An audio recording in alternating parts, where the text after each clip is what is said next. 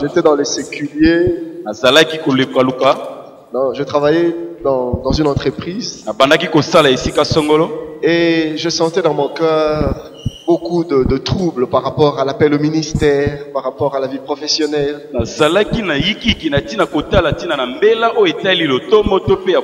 Alors un jour j'ai dit à Dieu, Seigneur, tu vas me parler. Si c'est le ministère, j'arrête tout, je me consacre au ministère. Et si c'est pas le ministère, j'oublie cette histoire et je m'attache à mon travail. Alors c'est alors que je vais rencontrer une sœur qui me dira, ah, le pasteur Alf, à l'époque c'était le frère Alf te cherche. Et le jour où on s'est vu, finalement, je suis allé chez eux à la maison. C'est là qu'il me dira, le Seigneur me dit de te dire, qu'il te confirme l'appel au ministère et s'est mis à prophétiser. Amen. Et il me dit, cela va aller très vite. Les choses vont se passer beaucoup plus vite que tu peux l'imaginer. Dieu va faire tac, tac, tac, tac, tac. Et aujourd'hui, je ne fais que vivre des choses que Dieu m'a dit par sa bouche. C'est donc pour moi quelqu'un qui m'est très cher. Et je voudrais remercier également son épouse, Maman Arta. Ça fait des années qu'on se connaît. Je le connaissais, ils n'étaient même pas encore fiancés. Ils n'étaient même pas encore fiancés quand je les ai rencontrés. Alors je me rappelle, le pasteur Alf était l'encadreur de Maman Arta. Alors des fois on l'embêtait, on dit le berger a bouffé la brebis. Mais ils sont un merveilleux couple qui nous inspire. Alors je ne suis pas venu seul, je suis venu avec mon épouse qui est juste là. Et aussi nos enfants qui sont derrière. Alors ce matin nous allons parler pendant ces quelques instants autour de ce thème. Le sabbat dans la nouvelle alliance. Le sabbat dans la nouvelle alliance. Je nous invite à lire notre premier texte dans le livre de Luc, le chapitre 22. Du verset 39 jusqu'au verset 46. Luc 22, 39 à 46. Je vais lire en français pour gagner en temps. Après être sorti, il alla selon sa coutume à la montagne des Oliviers. Ses disciples le suivirent. Lorsqu'il fut arrivé dans ce lieu, il leur dit, priez, afin que vous ne tombiez pas en tentation. Puis il s'éloigna d'eux à la distance d'environ un jet de pied. Et s'étant mis à genoux, il pria, disant, Père, si tu voulais éloigner de moi cette coupe, toutefois que ma volonté ne se fasse pas, mais la tienne. Alors un ange lui apparut du ciel pour le fortifier. Étant en agonie, il priait plus instamment. Et sa sueur devint comme des grumeaux de sang qui tombaient à terre. Après avoir prié, il se leva et vint vers les disciples qu'il trouva endormis de tristesse. Et il leur dit, pourquoi dormez-vous? Levez-vous et priez afin que vous ne tombiez pas en tentation. Notre deuxième texte se trouve dans le livre d'Exode, dans son chapitre 20. Nous lirons le verset 8 jusqu'au verset 11e. Exode 20, 8 à 11. Souviens-toi du jour du repos pour le sanctifier. Tu travailleras 6 jours et tu feras tout ton ouvrage. Mais le 7e jour est le jour du repos de l'Éternel ton Dieu. Tu ne feras aucun ouvrage, ni toi, ni ton fils, ni ta fille, ni ton serviteur, ni ta servante, ni ton bétail, ni l'étranger qui est dans tes portes. Car en 6 jours l'Éternel a fait les cieux, la terre et la mer, et tout ce qui est contenu. Et il s'est reposé le 7e jour. C'est pourquoi l'Éternel a béni le jour du repos et l'a sanctifié. Et notre troisième texte se trouve toujours dans le livre d'Exode, le chapitre 31. Exode 31, nous lirons du 12e au 18e verset. L'Éternel parla à Moïse et dit, parle aux enfants d'Israël et dis-leur, vous ne manquerez pas d'observer mes sabbats, car ça sera entre moi et vous et parmi vos descendants un signe auquel on connaîtra que je suis l'Éternel qui vous sanctifie. Vous observerez le sabbat, car il sera pour vous une chose sainte. Celui qui le profanera sera puni de mort. Celui qui fera quelque ouvrage ce jour-là sera retranché du milieu de son peuple. On travaillera 6 jours, mais le 7e jour est le sabbat, le jour du repos, consacré à l'Éternel. Celui qui fera quelque ouvrage le jour du sabbat sera puni de mort. Les enfants d'Israël observeront le sabbat en le célébrant, eux et leurs descendants, comme une alliance perpétuelle. Ce sera entre moi et les enfants d'Israël un signe qui devra durer à perpétuité. Car en 6 jours l'Éternel a fait les cieux et la terre, et le 7e jour il a cessé son œuvre et il s'est reposé. Lorsque l'Éternel eut achevé de parler à Moïse sur la montagne de Sinaï, il lui donna les 2 tables du témoignage, tables de pierre écrites du doigt de Dieu. Amen. Amen. Pourquoi parler du sabbat dans la nouvelle alliance? Voulons-nous rentrer dans la loi? Parce que le Seigneur Jésus-Christ est venu nous libérer. Comme l'apôtre Paul était en train de dire, voulons-nous judaïser? Vous savez, aujourd'hui, c'est un courant que nous sommes en train de voir parmi nous. Et même à la télé, nous le voyons. Les gens ont tendance à judaïser. C'est-à-dire, ils prennent la religion juive ils empruntent de choses qu'ils veulent vivre dans le christianisme. Et vous allez voir des chrétiens prêcher avec des kippas. Avec les gens prient avec des talits. Et on est en train de faire revenir à la loi. Et pourtant Dieu nous a affranchis de la loi pour entrer dans la grâce. Alors pourquoi parler du sabbat? Puisque c'était des prescriptions de l'ancienne alliance. Et une chose, c'est que l'apôtre Paul dit dans le livre de Colossiens, le chapitre 2, le verset 16 à 17,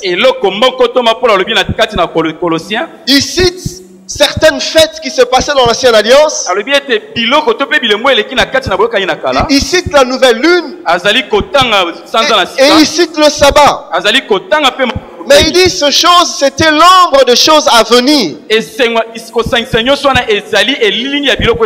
Ce n'était que de préfiguration de choses qui allaient venir plus tard. Et le sabbat, bien que c'était une pratique auquel Dieu tenait, mais c'était une image qui parlait, qui nous annonçait quelque chose de plus profond et de plus intense que l'Église devait vivre dans la nouvelle alliance. Et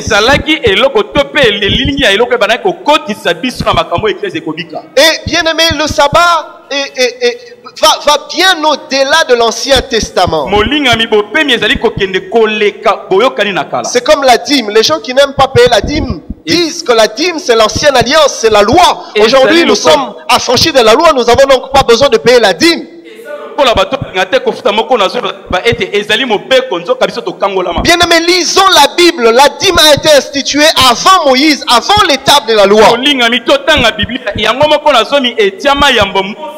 La dîme ne vient pas de la loi, la dîme vient de Dieu avant même la loi. Et la même chose avec l'institution du sabbat. Le sabbat n'est pas venu avec la loi est venue renforcer l'institution du sabbat. Car la Bible dit que Dieu a travaillé 6 jours et le 7e il se reposa. Et vous allez voir, quand Dieu institue le sabbat, il dit aux enfants d'Israël, ça sera une loi perpétuelle. Et à chaque fois que vous lisez les prescriptions de l'ancienne alliance, faites attention. quand Dieu dit que ce que je suis en train de vous ordonner, ça sera une loi perpétuelle, cela veut dire que la recommandation traverse les dispensations. Elle ne se limite pas à l'ancienne alliance, elle traverse l'ancienne alliance, elle va au-delà jusque dans la nouvelle alliance. Et dans le texte que nous venons de lire, la Bible est claire. Dieu dit, l'observation du sabbat sera une loi perpétuelle. Cela veut dire qu'aujourd'hui, dans la nouvelle alliance, dans le Nouveau Testament, le sabbat est encore demandé par Dieu et nous devons l'observer.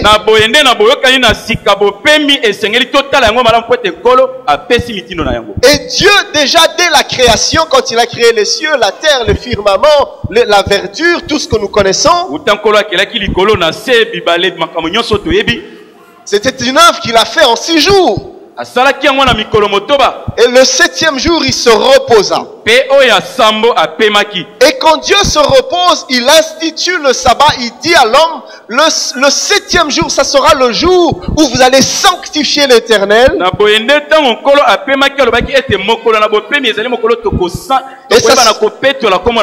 Et ça sera le jour où vous allez vous reposer. Et le sabbat a été élevé en loi, évidemment, avec Moïse à Sinaï, quand Dieu lui donne les prescriptions qui étaient gravées sur les 2 tables. Et pour montrer jusqu'à quelle mesure le Seigneur tenait au sabbat, il dit le contrevenant sera puni de la peine capitale. Ça sera la peine de mort. Et vous pourrez lire cela dans le livre d'Exode, le chapitre 31, le verset 14. Vous pourrez lire cela dans Exode 31, 14. La Bible dit, vous observerez le sabbat, car il sera pour vous une chose sainte. Celui qui le profanera sera puni de mort. Celui qui fera quelque ouvrage ce jour-là sera retranché du milieu de son peuple. Et si vous lisez Nombre 15, du verset 32 jusqu'au verset 36, verset 32 jusqu'au verset 36, la Bible dit, comme les enfants d'Israël étaient dans le désert, on trouva un homme qui ramassait du bois le jour du sabbat. Bien aimé, je ne sais pas pourquoi cet homme avait choisi de ramasser le bois le jour du sabbat. Certainement que ce n'était pas par plaisir ou pour s'amuser tout simplement.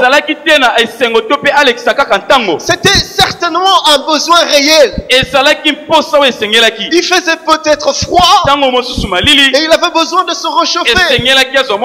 Ses enfants avaient peut-être faim et madame devait faire la cuisine. Il avait certainement des bonnes raisons. Mais la Bible déclare au verset 32, ceux qui l'avaient trouvé ramassant du bois l'amenèrent à Moïse. 34, on le mit en prison. On ne lui a pas demandé les raisons qui lui ont poussé à profaner le sabbat. Parce que, croyez-moi bien aimé, il en avait les raisons, peut-être même les bonnes.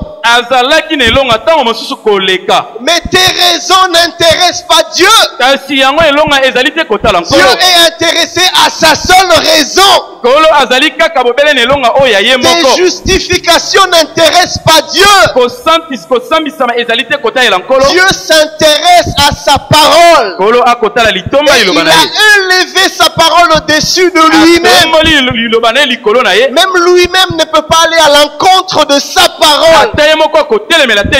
Et Dieu ne fait que conformément à sa propre volonté. La première chose que le sabbat nous enseigne, c'est celle-ci. Nous devons servir Dieu pas selon nous mais selon lui. Car si vous lisez la suite de ces passages, vous allez voir la Bible déclare au verset 35, l'Éternel dit à Moïse, cet homme sera puni de mort. Toute l'assemblée le lapidera hors du camp. Toute l'assemblée le fit sortir du camp et le lapida et il mourut. Comme l'Éternel l'avait ordonné à Moïse. C'est Dieu qui l'avait ordonné. Ce n'était pas l'initiative des hommes. Bien aimé, j'étais en train de dire que la première des choses que le sabbat nous enseigne, c'est que nous devons servir Dieu selon Dieu et pas selon nous. N'avez-vous jamais entendu de gens dire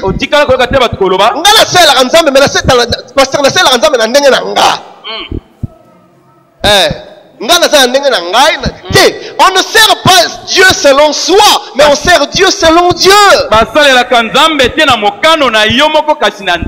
Et si vous lisez la Bible dans le livre d'Exode, toujours le verset 30,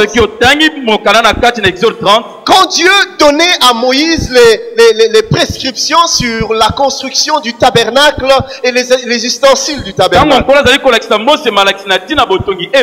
Quelqu'un me suit ce matin? Amen. Alors en parlant du parfum, le parfum qui devait être brûlé dans le lieu saint pour adorer Dieu, pour prier par le souverain sacrificateur. La Bible nous montre que Dieu est allé jusque dans les détails. Dieu dit tu prendras tel ingrédient, tu prendras tel autre ingrédient, tu prendras telle mesure de ceci, tu prendras telle mesure de cela, et le parfum sera fait de telle manière, suivant telle formule. La Bible dit, Dieu dit à Moïse, ce parfum sera fait selon l'art du parfumeur.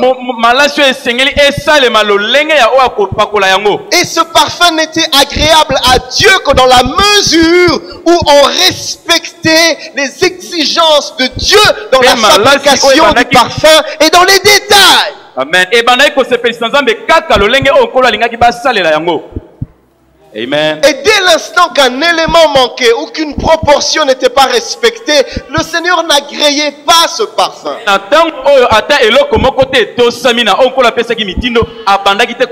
Pour que le parfum soit agréable, le parfum devait répondre au désir de Dieu. Le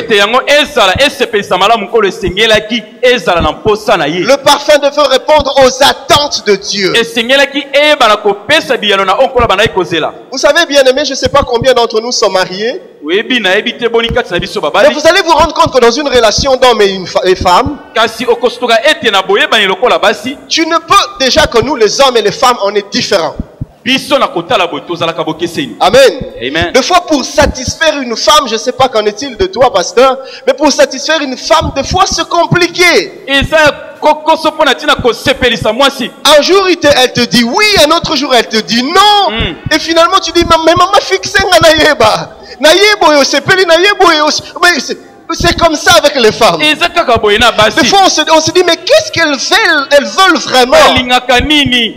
Et c'est comme ça, des fois nous voulons faire plaisir à nos épouses, mais on ne sait pas comment y arriver. Écoutez, une femme, tu peux lui offrir une voiture, frère.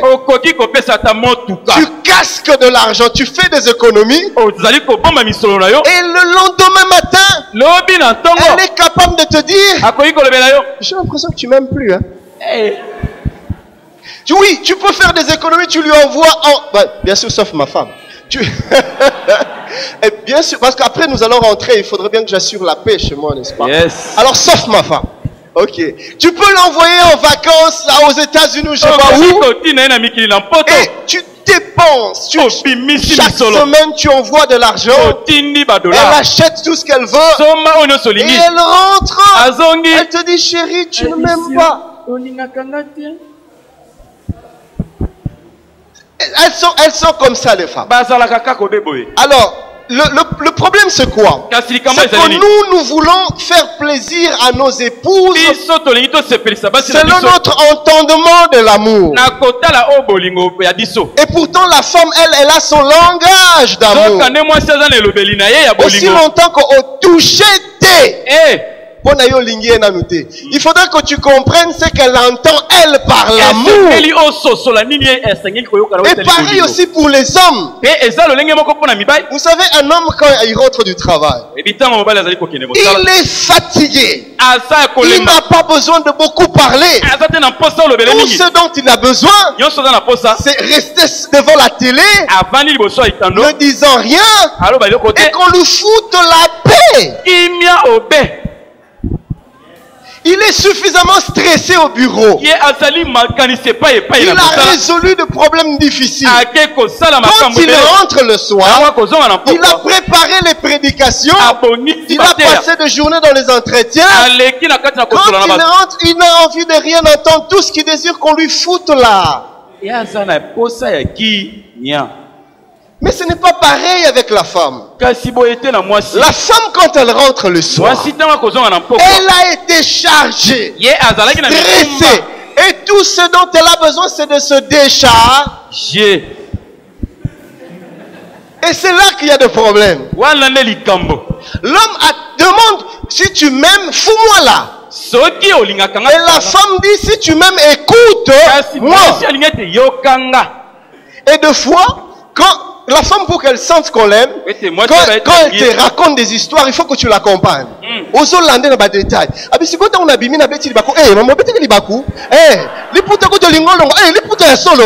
Alors là, elle se sent bien.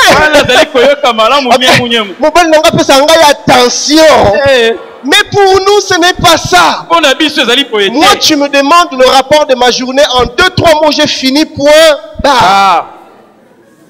Et ma femme me demande, mais Namona qui est si quoi, le but au monde en a jeudi comme ça, tu as clôturé. Oh, bon, c'est lui.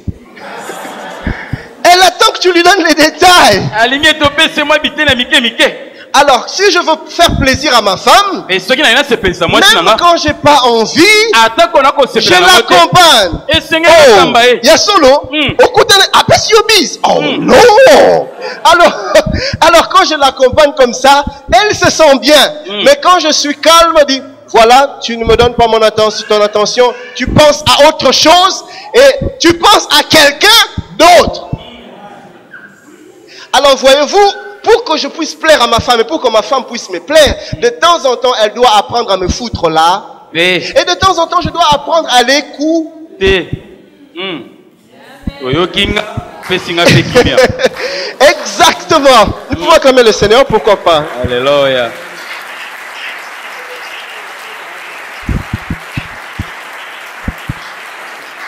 Et c'est exactement pareil avec Dieu. Si je veux réjouir le cœur de Dieu, je dois le faire selon les attentes de Dieu.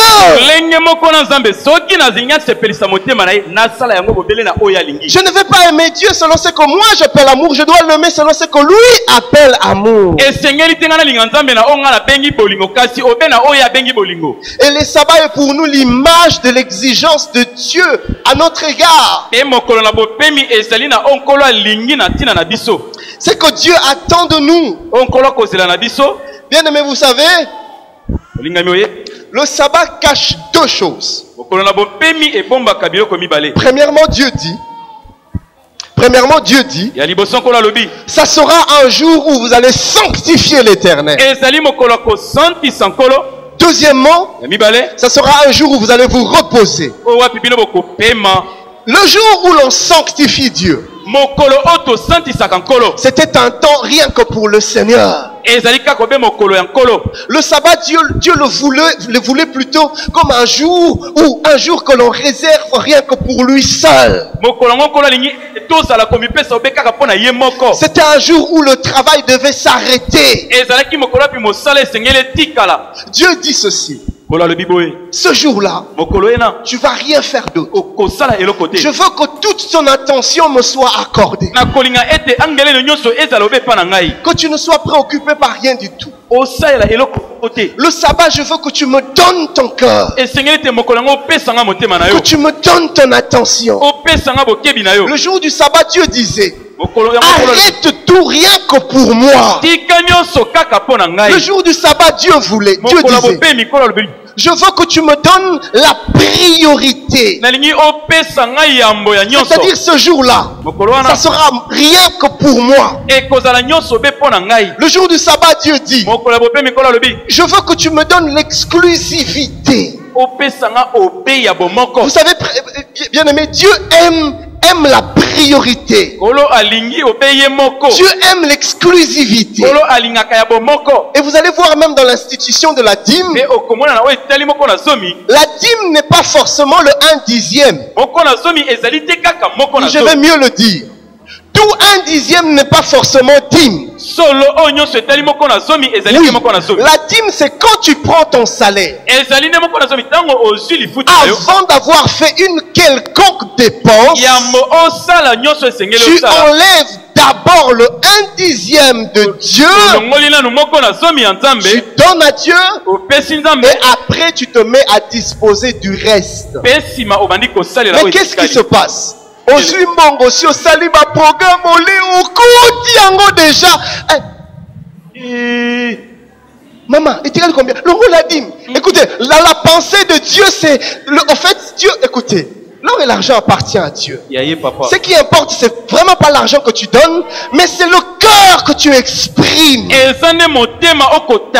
C'est cette place que tu donnes à Dieu. Seigneur, dans mes avoirs, Seigneur, dans ma richesse, Seigneur, dans mon argent, c'est toi d'abord. Et moi je viens après. C'est cela la pensée qu'il y a derrière la dîme. Et c'est le même esprit qui se cache derrière le sabbat. Dieu dit la priorité. Dieu dit l'exclusivité. Vous savez, notre Dieu aime être démarqué. Notre Dieu aime être mis à part. Notre Dieu aime être mis en évidence. Non, le Seigneur n'aime pas le mélange. Ne me mélange pas avec autre chose. Donne-moi dans ta vie une place de choix. Donne-moi dans ta vie cette place que tu ne donnes à personne d'autre. Oui, le sabbat, on ne faisait rien d'autre, c'était l'attention tournée vers Dieu. C'est que Dieu attend de nous. Que dans notre vie, qu'il puisse occuper cette place que l'on accorde à personne d'autre. C'est que Dieu attend de nous. C'est que nous puissions lui donner cette considération que l'on accorde à personne d'autre. Oui, l'amour que j'ai pour Dieu, je ne l'accorde qu'à Dieu et de manière exclusive. Voilà pourquoi le Seigneur Jésus-Christ dit, celui d'entre vous qui ne sera pas capable de haïr son père, de haïr sa mère, sa femme, ses frères et ses sœurs, par amour pour moi, n'est pas digne de moi. Dieu nous encourage-t-il à ignorer ou à haïr? Loin de là. C'est que Dieu veut dire. L'enseignement que Jésus est en train de donner et celui-ci, quand tu prends l'amour que j'attends de toi, quand tu prends l'amour que tu dois me donner et que tu le mets à côté de l'amour que tu as pour ton père, ta mère, ta femme, ton frère ou ta soeur, que l'amour de ton père à comparer avec l'amour de moi, qu'il soit semblable à de la haine. Est-ce que vous comprenez? Amen. En fait, ce que Dieu dit, c'est que le décalage doit être tel qu'on peut avoir l'impression que c'est à ce niveau-là que Dieu nous attend. Oh, le Seigneur m'a envoyé dire à quelqu'un ce matin, Dieu demande que tu lui redonnes le sabbat. Où est passée cette considération que tu donnais à Dieu autrefois? Ces cœurs que tu avais pour Dieu autrefois. Cette place que tu donnais à l'œuvre de Dieu que tu avais autrefois. Où sont passées ces ailes d'autrefois? Dieu aime cela. Et vous savez bien aimé,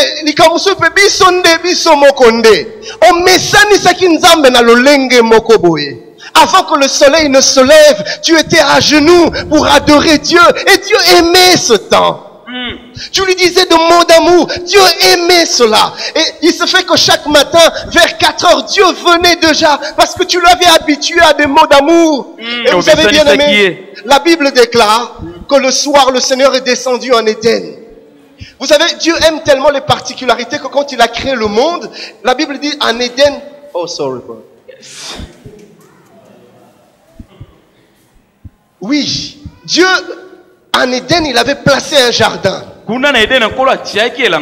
C'était un jardin intime, où il n'y avait que l'homme et Dieu. Et le Seigneur descendait le soir et communiait avec l'homme. Il partageait des moments intenses d'amour avec l'homme. C'est exactement ce que Dieu désire avec toi. Ces moments d'intense amour. Ce moment de communion profonde. C'est le genre de moment où tu éteins ton téléphone. Tu t'enfermes dans la chambre. Tu t'éloignes de tes occupations habituelles. Tu te dis, ce moment c'est pour Dieu et Dieu seul.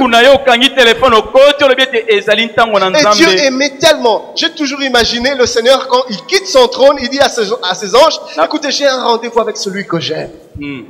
J'ai un rendez-vous avec mon bien-aimé. Et quand le Seigneur a arpenté les rues d'Éden, j'imagine Dieu souriant, le cœur rempli de joie. Et il sifflotait même. Pourquoi? Parce qu'il allait voir celui que son cœur aimait. Alléluia. Et ce jour-là, quand le Seigneur arrive en Éden, au lieu du rendez-vous, l'homme manque à l'appel. Alors ça c'est moi qui imagine. Dieu certainement il s'est dit, bon écoutez, autrefois il était célibataire, mais maintenant il doit s'occuper de son épouse. Bon écoutez, on lui accorde un peu de temps. L'homme attend, Dieu attend, l'homme ne vient pas. Il attend, l'homme ne venait pas. Et à un moment donné, Dieu s'est mis à appeler l'homme. Il dit, Adam, vous savez bien aimé, si on peut réentendre le timbre de la voix de Dieu en ce moment-là, ce n'était certainement pas Adam, non. C'était un homme qui criait avec un cœur rempli d'émotions. Adam, où es-tu? Adam, où es-tu? Le cœur de Dieu était brisé parce qu'il espérait rencontrer Adam en ce moment-là, pour un moment intense d'intimité. L'homme n'est pas là. Alors il s'est mis à crier Adam. Exactement comme je suis en train d'entendre la voix de Dieu ce matin. Richard, où es-tu? Annie, où es-tu? Je suis venu dire à quelqu'un, Dieu te demande de lui redonner ce que tu lui donnais autrefois. Alléluia. Ces cœurs que tu lui donnais autrefois. La Bible dit dans le livre de Jérémie que le Seigneur est en train de se plaindre. Dans son chapitre 2, le verset 2. Dieu dit à son serviteur, il dit, va et crie aux oreilles de Jérusalem. Ainsi parle l'Éternel.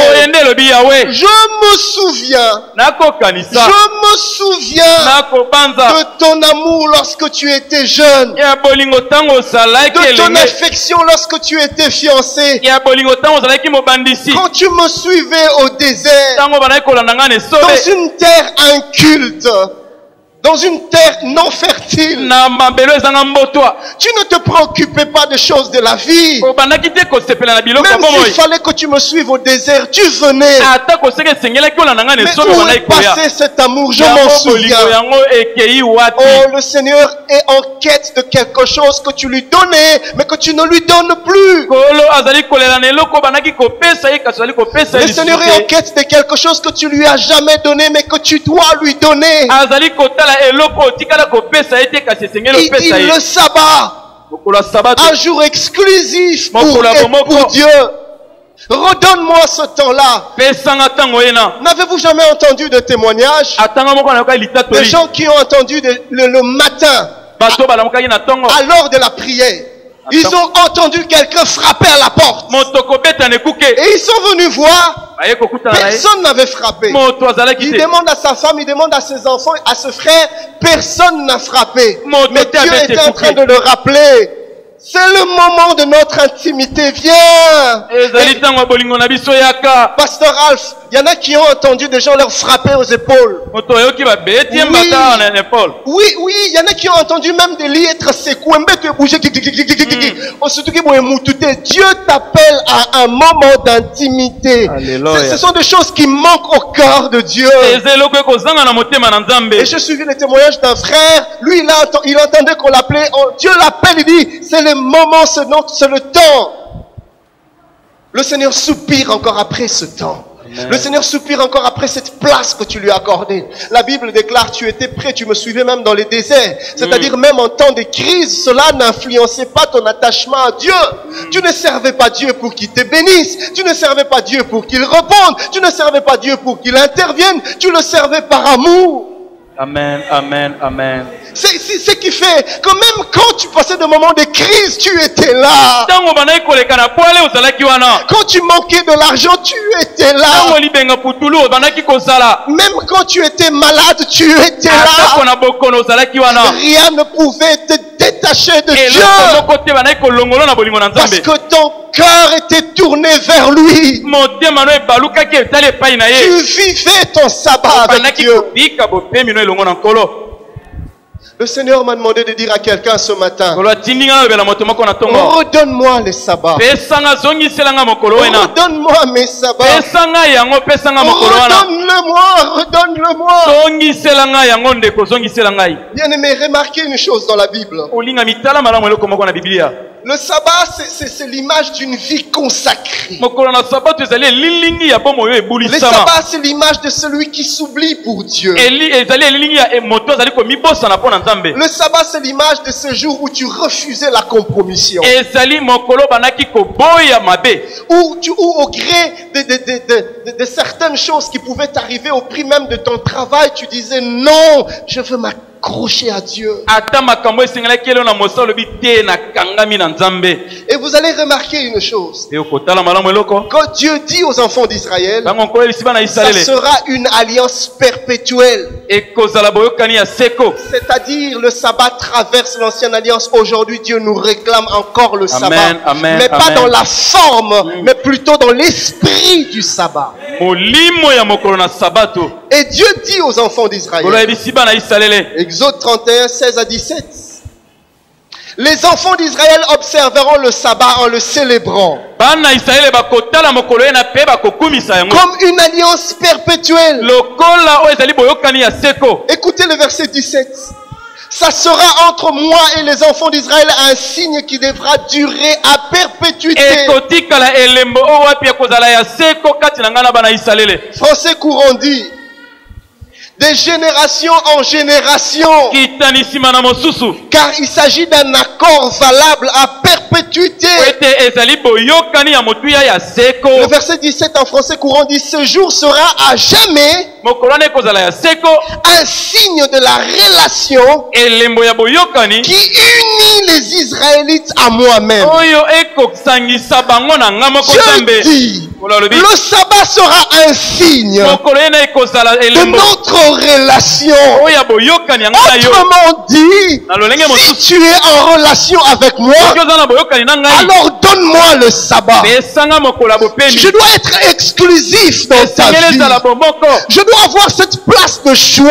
Ta vie doit être une vie consacrée. Mon nom doit être sanctifié. Ça sera entre toi et moi un signe que nous sommes en relation. Amen. Oh, suis-je en train de parler à quelqu'un ce matin? Remarquez une chose. Dans la Bible, Dieu institue les sabbats comme un cycle. C'est-à-dire, après chaque 6 jours, le 7e sera le sabbat. C'était un cycle qui ne s'arrêtait pas. Mais si vous étudiez la Bible, vous allez vous rendre compte qu'il y a eu 7 institutions des cycles sabbatiques. Il y en a eu 7. Premièrement, Dieu a institué le 7e jour, le jour du repos que nous connaissons. Deuxièmement, si vous lisez, nous n'allons pas lire, vous allez juste noter, Lévitique 23, 24 à 25. Dieu dit, le premier jour du 7e mois, ça sera la fête de trompette. Et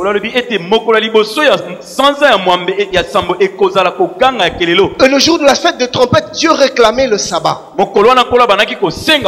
Et troisièmement, si vous lisez toujours Lévitique 23, 27, aussi le verset 32, vous allez voir que Dieu dit encore, le 10e jour du 7e mois, ça sera le jour des expiations. Et c'était considéré comme un sabbat de l'Éternel. Et quatrième lieu, toujours Lévitique 23, si vous lisez le verset 24, Dieu dit, le 15e jour du 7e mois, ça sera la fête des tabernacles. Donc Dieu vient une première fois. Si tu travailles pendant 6 jours, le 7e, ça sera le sabbat. Et on a comme l'impression que Dieu n'est pas satisfait. Il revient encore. Il institue les jours de trompette. Ça sera encore le sabbat. Et on a comme l'impression que Dieu n'est toujours pas satisfait. Il revient encore. Et il institue les jours des expiations. Et on a comme l'impression que Dieu en redemande encore. Et la Bible dit au verset 41 que cette fois-ci, Dieu établit une semaine.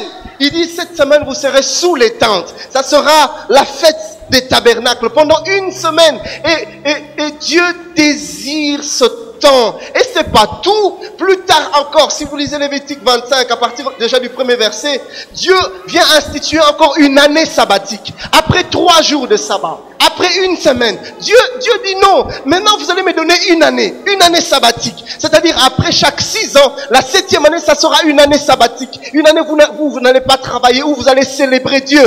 Dieu est en train de chercher sa place dans le corps de Jean. Et dans l'ancienne alliance, il revient. Et il va plus loin. Plus tard, il institue encore le jubilé. Une année sabbatique qui revenait après chaque 49 années. La 50e, c'était l'année du jubilé. Le Seigneur en redemande encore et encore. Et ce qui me dépasse, c'est que lui-même, le Seigneur Jésus-Christ, quand il vient, c'est là qu'il institue le 7e cycle sabbatique. Dans Luc, le chapitre 4, le verset 18, la Bible dit, l'Esprit du Seigneur est sur moi, car il m'a oint pour envoyer libre les opprimés, pour ouvrir les yeux des aveugles, pour délivrer les captifs, pour guérir ceux qui ont le cœur brisé. Et puis il dit, pour publier une année de grâce du Seigneur. Amen. Et cette année de grâce n'avait rien à voir avec une période limitée dans le temps. Depuis le jour où Christ est venu, il est mort à la croix, l'année de grâce a été inaugurée. Alléluia. Et aujourd'hui, le Seigneur, dans la nouvelle alliance, nous a fait entrer dans un sabbat, pas un sabbat limité par le temps, mais un sabbat de la vie de tout le jour. Amen, amen. Dans la nouvelle alliance, Dieu nous réclame ce qu'il réclamait autrefois en un jour. Dieu nous le réclame aujourd'hui dans notre vie de tout le jour. Le Seigneur attend cette intimité. Le Seigneur attend cette communion. Le Seigneur attend cette place de choix. Le Seigneur attend cette place rien que pour lui. Amen. Deuxièmement, le sabbat n'était pas que le jour où le nom du Seigneur était mis à part, sanctifié, honoré. Mais c'était aussi un jour où Dieu dit, ce jour-là tu te reposeras. Personne ne travaille. Ni toi, ni ton épouse, ni ta serviteur, ni ton serviteur, ni ta servante, ni personne, ni l'étranger qui est dans tes portes. Personne ne travaille. Écoutez ce qui est en train de se passer.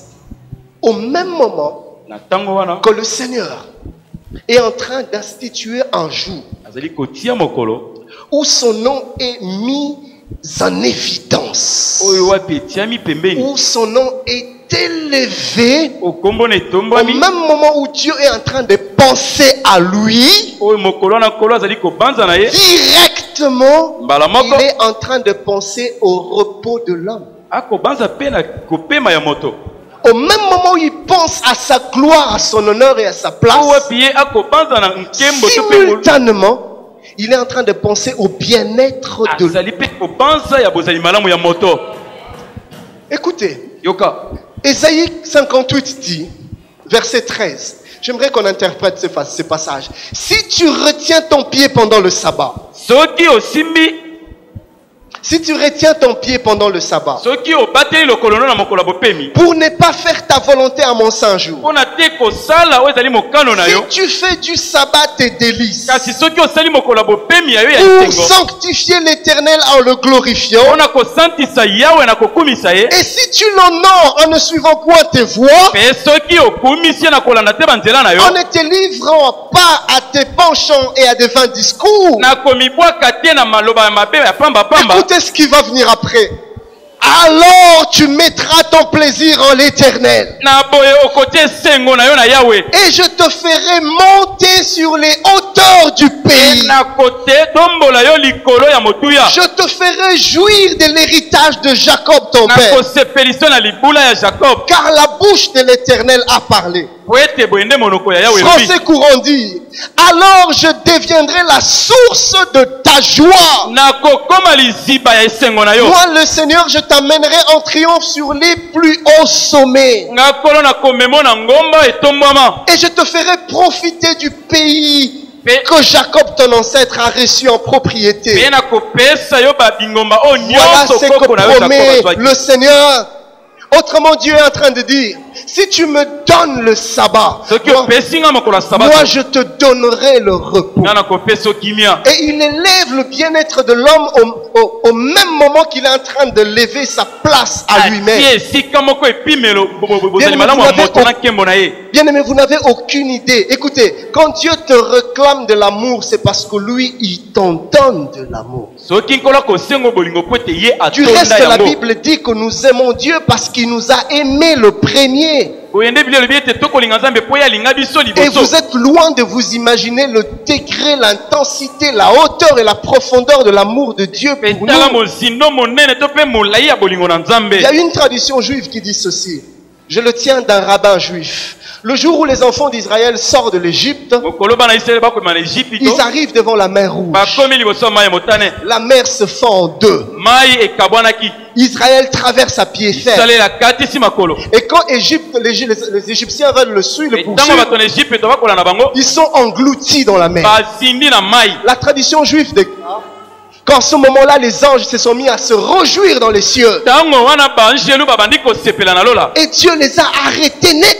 kolo alobi botika Il dit, taisez-vous. bokanga minoko Comment pouvez-vous vous réjouir bokoki kosepela lolenge kaka aussi longtemps que les êtres humains créés à mon image meurent? oyo wapi bato bazali kokufa na mai.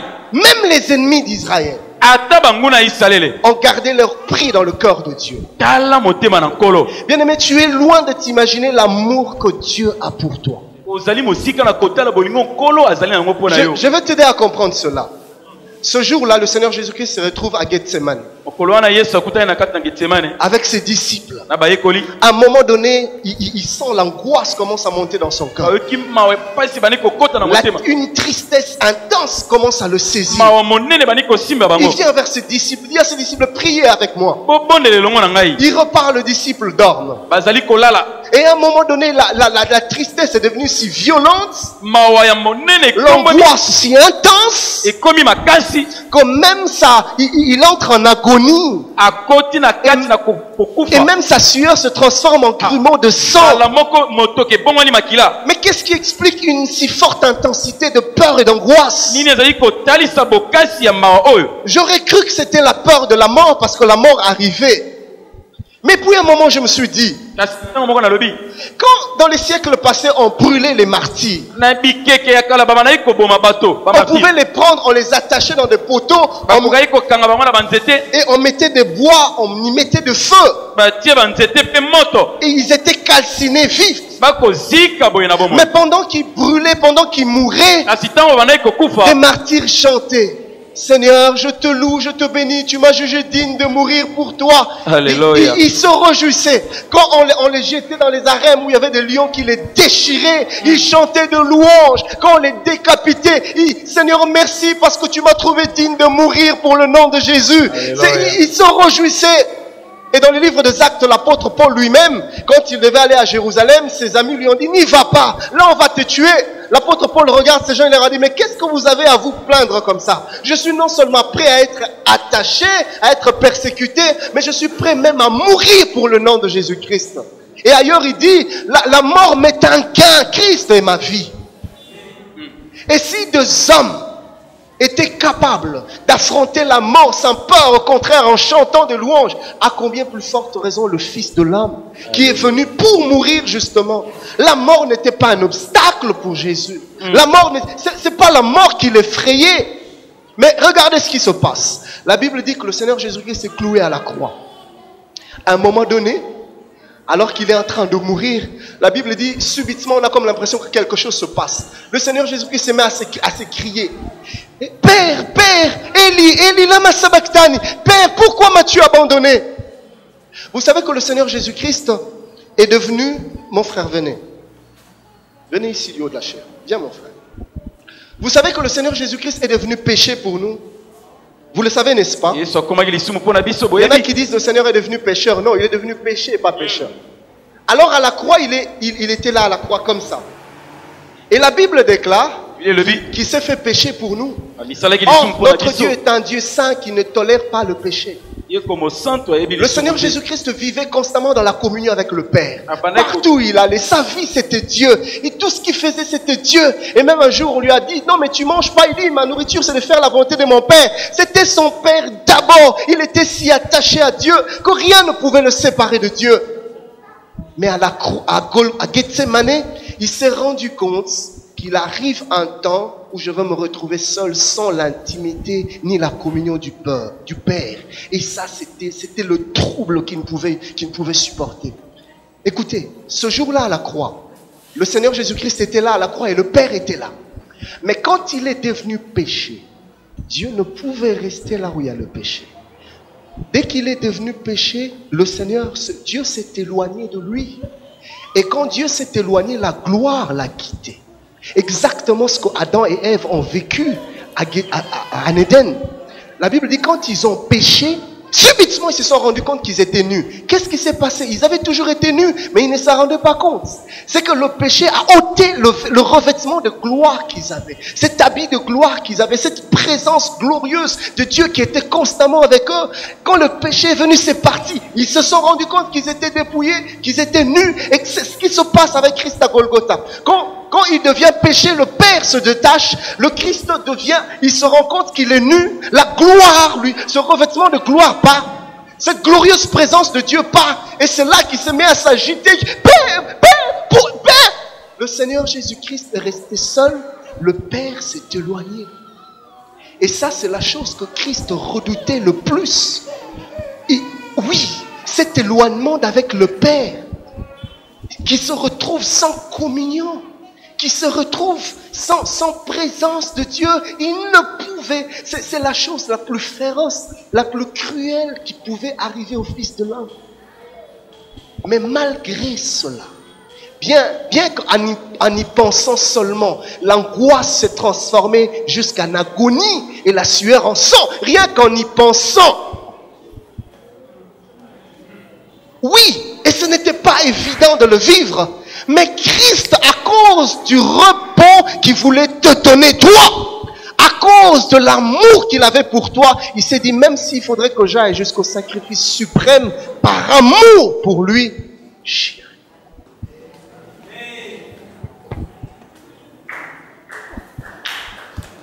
Et cet amour,